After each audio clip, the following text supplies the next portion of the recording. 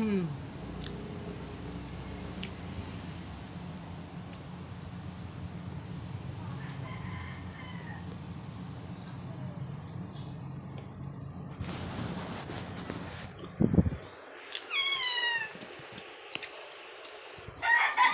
Hi guys, kain tayo ng tinapay. Alam niyo ba, dito yung mga pusa. Narinig nila o naamoy nilang kumakain ako, kaya nandito sila. Pinakagawan nila ako ng pagkain. Ang dami-dami nila, nandito na silang lahat.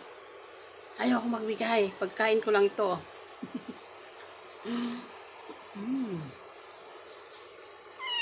Kaya ako lang kakain ito, hindi ko kayo bibigyan.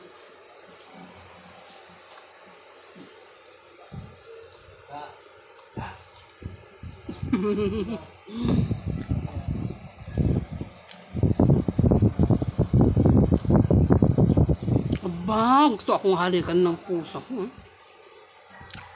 Marunong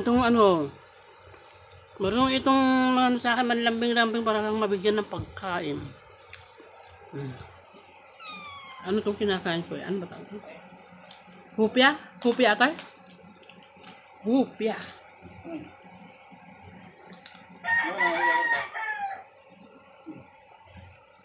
Sarap. Atay? Ay.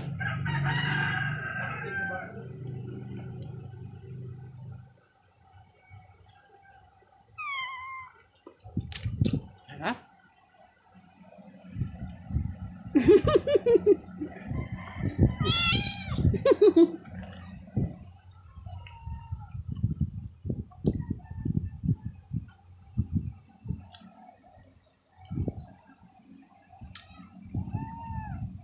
Kain kayo? Katatapos lang ninyong kumain na. Kakain na naman kayo? Aba, grabe makatingin yung pusa sa akin, oh. Sabi ko, kausapin ko sila. Kumain na kayo, ah. Ulam ninyo yung chapsoy.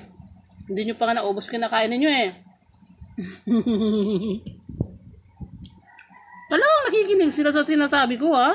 Yung mga alaga ko, alam nyo ilan sila. Dalawa dito, dalawa. Isa and dalawa. Oh.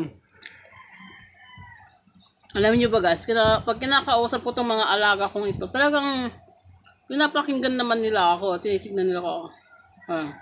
O ayun yung anak mo, padidihin mo na. Yung anak niya, papadidihin niya. O itong mga ito yung lang kabusugan, ito yung anak. Nakikita ba?